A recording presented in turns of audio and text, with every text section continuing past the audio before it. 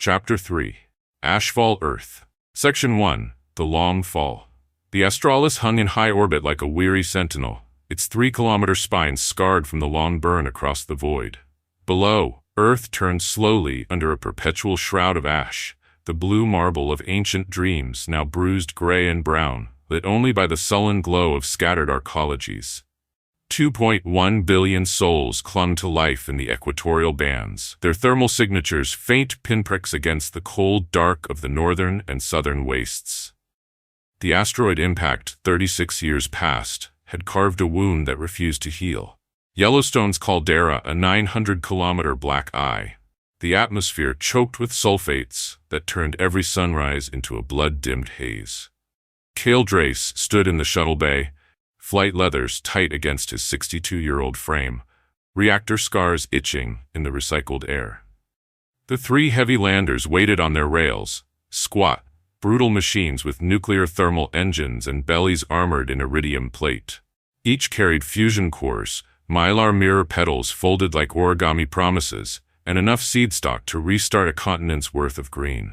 The command crew, 41 awake souls, had drawn lots for the first descent. Cale, Riley Quinn, Lena Voss, and Samantha Kane rode lead craft. The rest followed in waves, staggered to avoid overwhelming New Geneva's fragile grids. "Torch check," Cale said into his throat mic, voice steady as riftstone. Lena's reply crackled back from engineering. "Asha Mini at 98%. Bottles green. She'll purr all the way down." Riley, already strapped into co-pilot, grinned through the open cockpit hatch. "Let's light this candle, old man. Cousins are waiting." Cale climbed the ladder without answering, settling into the commander's couch. Tradition demanded the cockpit canopy remain open until atmospheric bite. He wanted to feel the wind of home, even if it reeked of fire and loss. Samantha buckled in behind him, navigator's slate glowing with descent profiles. The bay doors yawned wide, stars wheeling beyond. "Ignition in 3, Riley counted, manic energy barely contained. 2. 1. The nuclear thermal wings woke with a roar that shook the bay. Superheated hydrogen screamed out the nozzles, and the shuttle slid free of the Astralis on a column of orange fire. The other 2 followed seconds later, formation tight as flight school drill. Earth rushed up to meet them, the curve flattening into horizon, the ash lid growing thicker with every kilometer fallen. The air bit first at 30,000 meters. Thin, cold, howling past the open cockpit with the taste of sulfur and charred stone. Cale leaned forward, visor sealed but canopy wide, letting the wind tear at his leathers. Below, the Atlantic was a sludge-gray sea flecked with raft cities, their lights dim under the perpetual twilight. Europe resolved through the haze, the Alps a jagged scar, New Geneva's arcology spires thrusting up like desperate fingers through the brown murk. "Entry interface," Samantha called over the rising thunder. Belly at 1,200 Kelvin and climbing. The shuttle's underside glowed cherry red, then orange, shedding heat in waves that warped the air. Riley whooped as the G-forces pressed them back, 3, 4, peaking at 5 before the wings bit denser atmosphere and the ride smoothed to a controlled plummet. "Welcome to paradise," Riley shouted against the wind, grin splitting his face despite the rattle. "Population whatever's left." Cale didn't laugh. His eyes were fixed on the spires ahead, kilometer-high towers of reinforced concrete and scavenged steel, honeycombed with habitats for 500,000 survivors. Thermal blooms showed fusion plants struggling against the cold, hydroponic farms lit green under UV arrays. Beyond the arcology, the landscape was dead. Forests reduced to ash stumps, rivers choked with silt, the ground cracked from megadroughts that had lasted decades. "New Geneva Control? This is Astralis Lead," Cale transmitted on the open band. 3 landers inbound, ETA 7 minutes. Request skybridge clearance." The reply came immediate, a woman's voice raw with disbelief and hope. "Astralis Lead, Governor Rhea Cole, skybridge lit and waiting. Godspeed, cousins. The air's thin, but it's yours." The shuttles banked low over the haze, bellies still glowing orange from re-entry friction. Sulfur wind howled into the cockpit, carrying the endless fire smell of a world still burning from its wounds. Cale tasted it on his tongue. Bitter, acrid, utterly unlike the clean copper of cryonics canyons. Riley eased the stick, lining up the lead craft with the Jungfrau platform, a cantilevered skybridge jutting from the central spire, lit with emergency strobes that cut the gloom like knives. The other shuttles peeled off to secondary paths, thrusters firing blue to arrest the fall. "Touchdown in 10. Riley murmured, all bravado gone, hands steady as surgeons, the legs extended with a hydraulic whine. The platform rose to meet them, wind shearing off the spire in gusts that bucked the craft like a live thing. Keel gripped the armrests, feeling every scar on his hands pull tight. They hit with a jolt that rattled teeth, struts compressing, belly heat baking the pad until steam rose in angry clouds. The torch spooled down, orange fading to red, then black. Silence fell, broken only by the tick of cooling metal and the distant howl of ash wind. Cale hit the canopy close, unsealed his harness, and stood on legs that wanted to shake. Through the transparent steel, figures waited on the bridge. Governor Cole at the fore, flanked by representatives in radiation cloaks, faces hidden behind filters. He turned to his crew. Samantha's eyes were wet. Riley's grin was back, fierce and real. Lena nodded once from the cargo hold, already prepping the first fusion core for offload. Boots on ground, Cale said softly. Let's bring them the sun. The ramp dropped with a hiss. Earth air rushed in, cold, thin, tasting of endless winter. Cale stepped out first, the wind tearing at his silver-streaked hair, and placed one scarred hand on the railing. Home. Wounded, defiant, alive. The long fall was over. The real work had just begun. Section 2. The Weight of Names. The skybridge swayed in the sulfur wind, 500 meters above the ash plains of old Europe. Cale Drace walked its length alone at first, boots ringing on the metal grate, the roar of the shuttle's cooling engines fading behind him. The air tasted of burnt metal and old grief. His flight leathers felt suddenly too light against a cold that came from the ground itself. At the far end waited Governor Rhea Cole. She was taller than the broadcast had suggested, gaunt in a way that spoke of 12 years of half rations and harder choices. Her radiation cloak was patched with mismatched fabric, the hood thrown back to reveal iron-gray hair cropped short and eyes the color of reactor frost. Behind her stood 3 others, a Sahel matriarch in sun-bleached robes, an Australian raft captain with salt-cracked skin and a harpoon across his back, and a woman from the Andean plateaus whose face was painted with the ash signs of her people. They watched Cale the way survivors watch anything that might still bite. Rhea did not smile. She did not offer her hand. "You're late," she said. Her voice carried the rasp of long-term filter use. 74,000 years late. Cale stopped 1 pace away and inclined his head, the old cryonics greeting between equals. "We are," he said, "and we will spend every day we have left making it right." Rhea studied him for a long heartbeat, eyes flicking over the reactor scars visible at his collar, the silver in his hair, the bone flute tucked inside his coat like a hidden blade. Then she stepped forward and gripped his bare forearm in the ancient way, thumb to pulse, fingers wrapping tight enough to bruise. "DNA match 99.41%, she said, almost accusing. "You're not aliens. You're us, stolen." Cale returned the grip, feeling the tremor in her arm that she refused to let become a shake. "Taken," he corrected gently. "To keep the spark alive when Toba should have ended it, we came home to return the favor." Behind him, the 2nd and 3rd shuttles settled onto adjacent pads with roars of nuclear thunder. Hatches opened. Cryonics crew stepped out carrying crates marked with the 3-note sigil. Earth security, gaunt young men and women in mismatched armor, formed a wary cordon, rifles half raised until Rhea lifted one hand. The rifles lowered, but the suspicion stayed. Rhea released Cale's arm and turned to her people. "This is Commander Cale Drace of the starship Astralis," she announced, voice carrying across the wind without amplification. 74,000 years ago, our ancestors were stolen from the steppe to keep humanity from dying in volcanic winter. They built a civilization under twin suns and crossed 2,520 light-years to bring us fusion, mirrors, and seed. They are family. A ripple moved through the Earth delegation, some faces softening, others hardening further. The Sahel matriarch spat to one side, not in contempt but ritual cleansing. The raft captain simply stared at the shuttles as though they might vanish if he blinked. Rhea faced Keel again, softer now, almost human. "Show me," Keel signaled. Riley Quinn and Lena Voss jogged forward, Lena wheeling a handcart that hummed with shielded power. She knelt, flipped the lid, and lifted out a fusion core no larger than a child's torso. Iridium casing etched with the names Asha and Lyra. It glowed faint blue through observation ports, warm as fresh bread.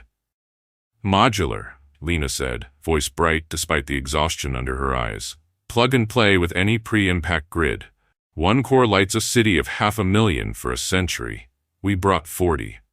The raft captain found his voice first, thick with the accent of open ocean. "And the mirrors?" 50-kilometer Mylar pedals in orbit, Samantha Kane called from the second shuttle, already directing unload crews. "We'll bloom them over the pole in 72 hours. First real daylight Europe's seen since the rock." Rhea Cole stared at the core in Lena's hands as though it were a miracle she had stopped believing in years ago. Then she looked past them to the open skybridge railing and the dead continent beyond. Ash dunes where forest had once stood, the distant black smear that had been Paris. "Good," she said at last, voice raw. "We're fresh out of sparks." She clasped Kale's forearm again, harder this time, and this time her eyes were wet. "Welcome home, cousin," she whispered. "Now help us bury the winter." Behind them the wind shifted, carrying the faint, impossible scent of greenhouse tomatoes from an open crate. One of the Earth Guards, a girl barely 20, filter mask dangling loose, sniffed once, then again, and began to cry without sound. Kale felt the weight of every name carved into the Astralis keel settle on his shoulders like a cloak made of fire. The debt had faces now, and it was time to pay. Section 3. The Gray Continent. Riley Quinn flew the shuttle low and fast, skimming the ash layer at 200 meters like a stone, skipped across poisoned water. The nuclear thermal engines growled at idle, wings biting the thin, hot air with a sound like tearing canvas. Outside the cockpit transparasteel, what had once been the United States rolled past in monochrome desolation. Yellowstone was a black eye 900 kilometers wide, its rims still glowing dull orange in infrared. Denver and Chicago were shallow lakes of glassed silt that caught the weak sunlight and threw it back as sickly green. The Mississippi had become a braided scar of dried mud. The Great Plains were dunes of volcanic ash drifted 30 meters high against the skeletons of wind turbines. Nothing moved except dust devils that danced like ghosts over buried cities. Lena Voss sat co-pilot, knees drawn up, arms wrapped around them, silent for the first hour. She had insisted on coming. Someone needed to map reactor sites for the mirror ground stations, and she refused to let Riley do this run alone. Now she stared down at the corpse of a continent and said nothing at all. Riley banked gently around the shattered stump of the gateway arch, half melted and leaning like a broken finger. The river beneath it was a canyon of baked clay.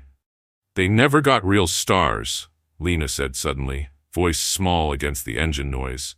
"Just that lid of ash every night, for 36 years. Riley's hands tightened on the stick. His usual grin was gone, replaced by something hard and careful. "Yeah," he said, "and we're the late guests who brought the party favors." He eased the shuttle lower, close enough that the downdraft kicked up spirals of gray. Beneath them, the interstate system lay exposed like cracked ribs. Bridges collapsed, overpasses slumped into ash drifts, the occasional rusted hull of a vehicle half buried and picked clean. Once or twice, they spotted movement. A lone figure in a radiation cloak dragging a sled, or a pack of feral dogs the color of dust. No one looked up. The roar of a starship meant nothing when the sky had been killing you for a lifetime. They crossed the Rockies, jagged teeth now, snowless and black, and flew over the Pacific coast. Los Angeles was a shallow crater filled with seawater, the impact tsunami scar still visible in the perfect half-moon bite taken from the coastline. San Francisco's bridges lay in the bay like snapped bones. Riley climbed to clear the Sierra Ridges and banked north toward what had been Canada. The boreal forest was gone, replaced by a rolling plain of gray ash and blackened stumps that stretched to the horizon. Here and there green showed, thin, desperate patches fed by geothermal vents or desperate hydroponic domes, but mostly it was just death wearing winter's face. He banked the shuttle gently, as if the planet itself were fragile and might shatter if he pushed too hard. The engines dropped to a whisper, and for a little while they flew in silence over the gray continent, two children of twin bronze suns carrying the memory of green in their pockets like seeds.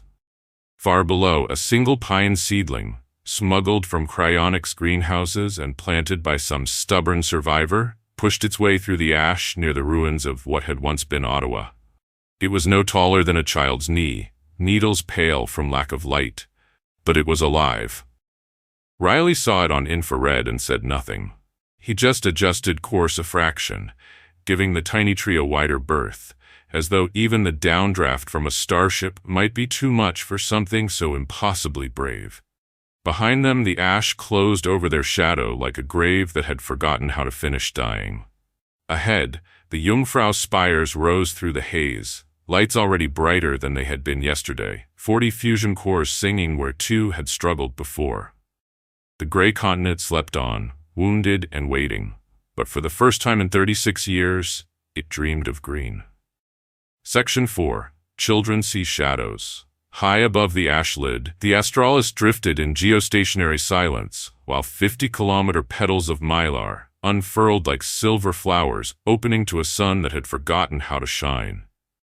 Terravex floated in the engineering cathedral, tethered to the central spindle, watching the deployment through 100 holoscreens at once. Each petal was thinner than a breath, spun from carbon lattice and aluminium, only 600 atoms thick, yet strong enough to hold shape against solar wind. Robotic tugs the size of dragonflies crawled across them, locking magnetic seams with soft clicks that carried through the hull like distant rain. Petal 41 deployed, Milo Chen reported from the remote station, voice hushed with something close to prayer. Mirror array at 98%. Terra allowed herself one slow exhale. 36 hours ago, Europe had lived under perpetual twilight, the sun a dull copper coin behind sulfate haze. Now the first test beam struck the array and leapt downward in a column of pure, merciless daylight 50 kilometers wide. On the surface 4,000 kilometers beneath them, the Alps woke up. In a small village pressed against the Jungfrau's lower slopes, 600 souls clinging to terraced farms and goat pens, a 6-year-old girl named Amalia stepped outside for morning water ration. The sky had been the same color her entire life. Dishwater gray, the sun a smudge you could stare at without blinking. She had never seen her own shadow. The beam found the valley at 0914 local. It came down like a sword of light, slicing through the haze, striking the snowless peaks and pouring into the village square in a flood of white so bright it had color. Gold, blue, impossible green at the edges. Amalia dropped her plastic bucket. The water sheeted across the stones and steamed in sudden warmth. A shadow leapt from her feet. Black, sharp, hers. She stared at it, mouth open, then looked up at the sky where a new sun burned, perfect and round and high. The shadow moved when she moved. She lifted one small hand. The shadow lifted its hand back. Amalia screamed. Not fear, joy so pure it tore her throat. She ran in circles, arms out, watching the shadow chase her across the stones. Other children spilled from doorways, from goat sheds, from under patched tarps. They stopped dead at the edge of the light, afraid to cross the line where shadow began. Then an older boy stepped over the line. His shadow followed. He laughed once, startled, and the dam broke. 20, 30 children poured into the beam, spinning, jumping, screaming with delight as shadows, long, impossible theirs, danced around them for the first time in their lives. Up the valley, every village saw it at once. Old men who had guarded memories of real daylight fell to their knees in the dust. Mothers carried infants into the light and held them high so the sun could find their faces. Someone began to sing, an old alpine song no one had dared in years, and within minutes every throat in the beam took it up, ragged and off-key and perfect. In New Geneva arcology, Governor Rhea Cole stood on the sky bridge and watched the column of light march across the continent, widening with every new petal that locked into place. Within 72 hours, it would cover Europe from the Atlantic to the Urals. Within a week, the Americas. She did not cry. She had forgotten how. But her hand found Cale Drace's arm and gripped hard enough to leave marks.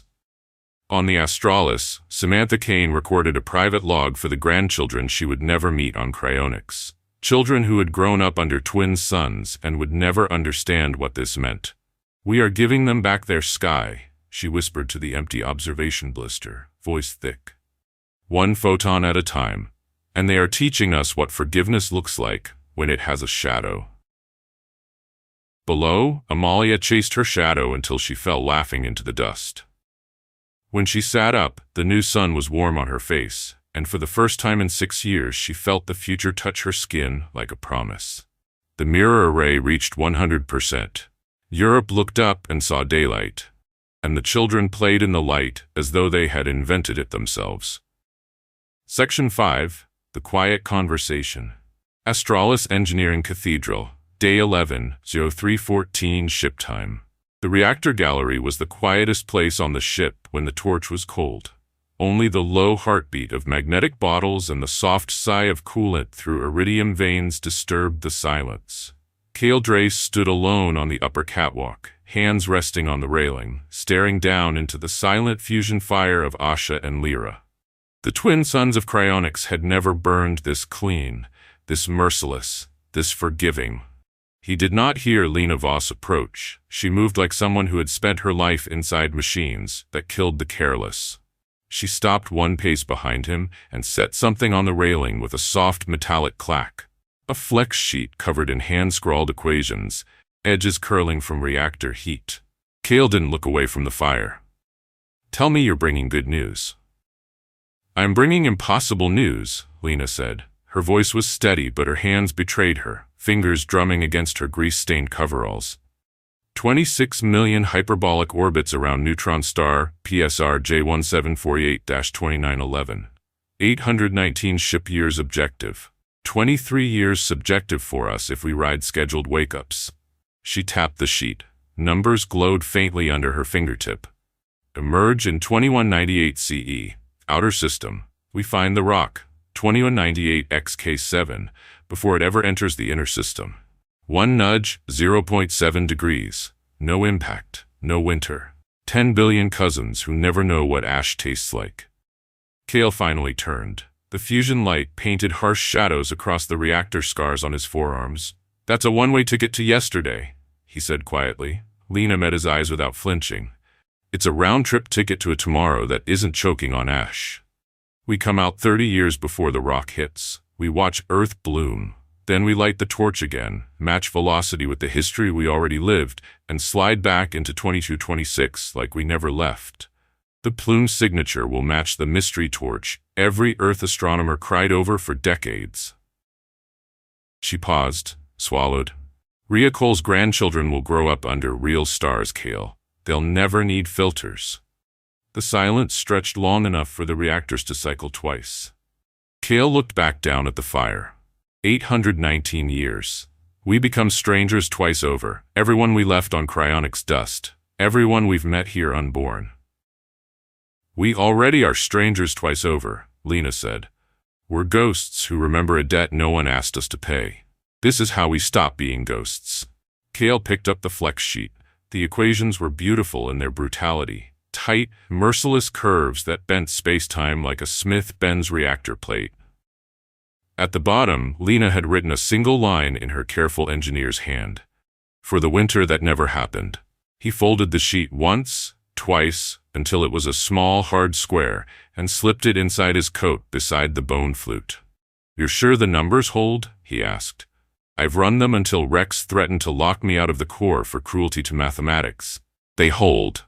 Cale closed his eyes. He saw his granddaughter Keyless, 8 years old the day he left, now 819 years dead. He saw Amalia in the Alps chasing her first shadow. He saw Rhea Cole's hand bruising his arm with hope she had no right to feel. He opened his eyes and met Lena's gaze. Then we take it to the crew, he said, and we let them choose whether to become legends or mercy. Lena's shoulders sagged, not with defeat, but with the sudden release of a weight she had carried alone for 11 days. Thank you, she whispered. Cale placed one scarred hand on her shoulder, gentle despite the strength in it. No, little spark, he said. Thank you for refusing to let the universe keep its mistakes. Below them, the reactors burned steady and clean, waiting for a decision that would unmake a winter 8 centuries away. Above them, Earth turned beneath new daylight, unaware that 41 exiles were about to vote on whether its scars had ever needed to exist at all. Section 6. The Cost Command Mess, Dawn Ship Time, though dawn was only a word now. 41 people sat around the long table that had once fed wedding feasts on cryonics. The walls still carried the cave painting shrine. Canyon wind, greenhouse tomatoes, Riley's manic grin, the 3-note phrase, repeated in grease and blood and pressed leaves. The air smelled of real coffee, Vera's last precious beans, saved for something worth celebrating or mourning. Cale stood at the head, the folded flex sheet of Lena's equations flat on the table in front of him, like a death warrant or a marriage vow. Rhea Cole sat at his right, invited up from New Geneva for this single conversation, her radiation cloak exchanged for borrowed ship coveralls that hung loose on her famine frame. 2 Earth liaisons, an Australian raft captain named Jiro Holt and a Sahel engineer called Mariam Mandour, flanked her, eyes wide at the simple fact of being inside a starship. Cale did not waste words. Lena has a way to stop the rock before it ever hits, he said. We ride a neutron-star's gravity like a slingshot. 819 objective years, less than 3 weeks biological for us if we stretch the wake-ups. Earth ages 8 centuries while we sleep. We come out in 2098, nudge the asteroid, watch 10 billion cousins live the lives they were always meant to. Then we match velocity and arrive back here, 2226, on the exact day history already recorded our torch plume. He let that settle. The price. Everyone we have ever loved on cryonics is 8 centuries dead. Everyone we have met here, Rhea, Jiro, Mariam, the child chasing her shadow in the Alps, will never be born. We become myths twice over. Rhea Cole leaned forward, elbows on the table, fingers steepled so tightly the knuckles blanched. Will my grandchildren ever need filters? She asked, voice raw as open rock. Cale met her eyes without flinching. They'll never know what filters were for. They'll grow up under one sun, breathing air that tastes of pine and ocean. Yellowstone will be a meadow. The sky will be blue enough to break your heart. Rhea closed her eyes. A single tear tracked the dust crease beside her nose. Then vote yes, she said, so softly the table barely heard. Vote yes for children who will never have to ration hope. Jiro the raft captain laughed once, short, incredulous, almost angry. You're asking us to erase ourselves so our ghosts can live better lives. That's bloody insane. Mariam reached across and covered his hand with hers. No, she said. They're offering to unmake the winter we survived. We get to choose whether our survival was necessary. Riley Quinn spoke from the far end, voice stripped of every trace of swagger. I left a little sister on cryonics, he said. She was 6. By the time we wake up the first time, she'll have been dead 700 years. But somewhere down there, a kid who looks just like her will chase shadows and never cough blood into a filter mask. I'll take that trade. One by one, the 41 spoke. Samantha Kane, for every night a mother carried her child into the light and cried because she finally understood color. Milo Chen, for tomatoes that grow in open fields instead of under UV lamps. Vera Aiken, for bread that rises without the taste of ash. Tara Vex, for science that never has to choose between heat and food. When the last voice fell silent, Cale looked at Rhea. Your vote counts, he said. You speak for 2.1 billion. Rhea Cole stood. She was shaking now, but her voice carried the authority of 12 years of impossible choices. New Geneva votes yes, she said. We vote yes with every child who will never know why we cried when the mirrors came. We vote yes with every grave we will never have to dig. She sat down hard, as though the words had hollowed her out. Cale nodded once. Then we take it to the full crew. He looked around the table, at 41 faces already older than their bodies, at 3 Earth survivors who had just voted themselves out of history, at the folded sheet of equations that could unmake a catastrophe. The cost is everything we are, he said quietly. The reward is a cradle that never had to break. Coffee cooled untouched. Outside the viewport, Earth turned beneath its new daylight, beautiful and wounded, and waiting for 41 exiles to decide whether its scars had ever been necessary. No one spoke again. There was nothing left to say until the referendum. Section 7. The Referendum. Day 14. Reconfigured Habitat Sphere, Astralis. They woke all 40,000 for one day only.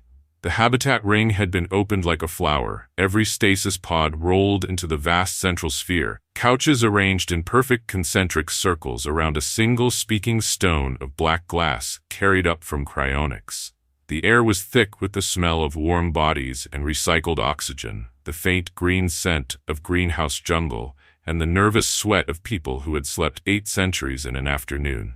40,000 volunteers, miners, smiths, pilots, cooks, children who had never seen twin suns, sat or stood in silence. Many still wore the clothes they had fallen asleep in. Flight leathers, forge aprons, the simple woven robes of canyon folk. Some held hands. Some clutched bone dolls or pressed leaves from home. A few wept quietly, already understanding what was coming. Cale Drace stood alone on the speaking stone. No amplification except the perfect acoustics of the sphere. Behind him waited Lena, Tara, Samantha, Riley, and Rhea Cole. 5 figures representing 2 worlds and 1 impossible choice. He did not raise his voice. He did not need to. 2 weeks ago we came home, he began, and 40,000 people leaned forward as one. We found 2.1 billion cousins living under ash because a rock struck 36 years ago. We brought fusion, mirrors, daylight. We have eased their winter. He paused. The silence was absolute. Lena Voss has given us another path. We can stop the rock before it ever falls. 819 years around a neutron-star. Less than 3 weeks awake for us. We emerge in 2198, nudge the asteroid, and watch Earth grow to 10 billion souls who will never know the taste of ash. Then we return here, 2226, on the exact day history remembers our torch. A ripple moved through the sphere, not sound, but breath. The price, Cale continued, is this. Every person we left on cryonics will have been dead 7 centuries when we wake the first time. Every soul we have met here, Governor Cole, the child chasing her shadow, the old man who wept when real daylight returned, will never be born. We erase the winter, and we erase everyone who survived it. He let that settle like dust after an explosion. Vote yes, and we become the mercy that prevents the wound. Vote no, and we stay. We finish the mirrors, plant the seeds, grow old here, die honorably beside the cousins we found. Cale stepped back from the stone. No one moved to fill the space. 2 minutes had been the rule.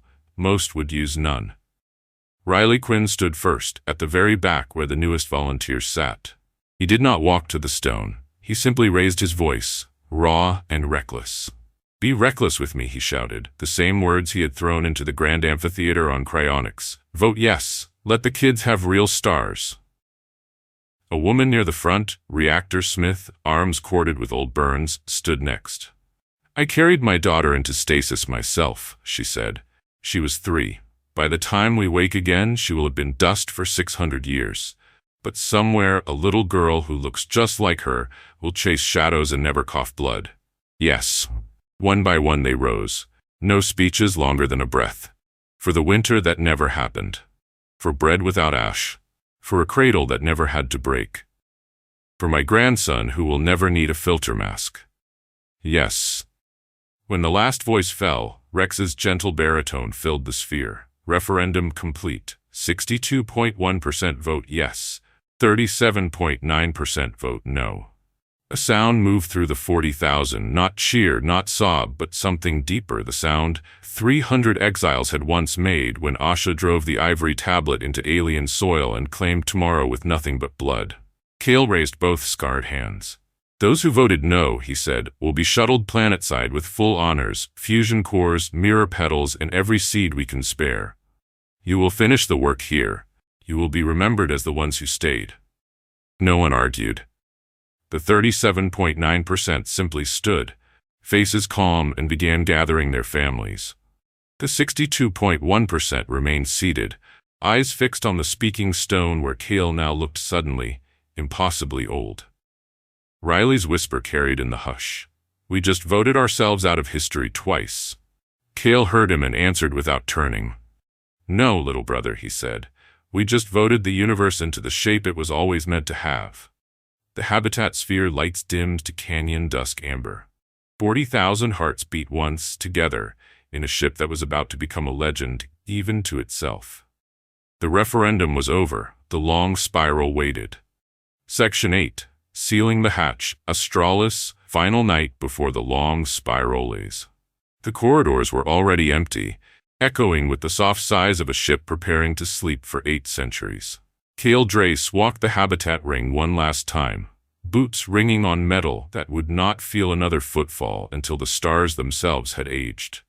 The gardens, once riotous with dwarf mango and tomato vines, had been stripped to seed and cutting.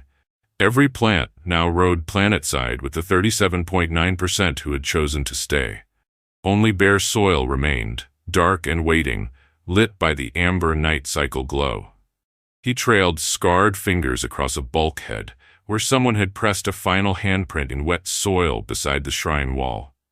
Remember us to the winter that never came. He did not linger. Some ghosts were too fresh.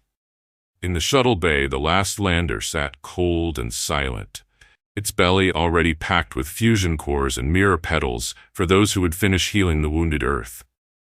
The 37.9% had boarded hours ago, faces calm, children clutching bone dolls and recorder flutes. Riley had carried the final crate himself, a single dwarf mango cutting wrapped in damp cloth, then saluted the closing ramp. Now only the 41 remained awake. Cale found them scattered across the ship like candles refusing to go out. Samantha Kane in the observation blister, forehead pressed to transparent steel, watching Earth swell blue and whole beneath the mirror array.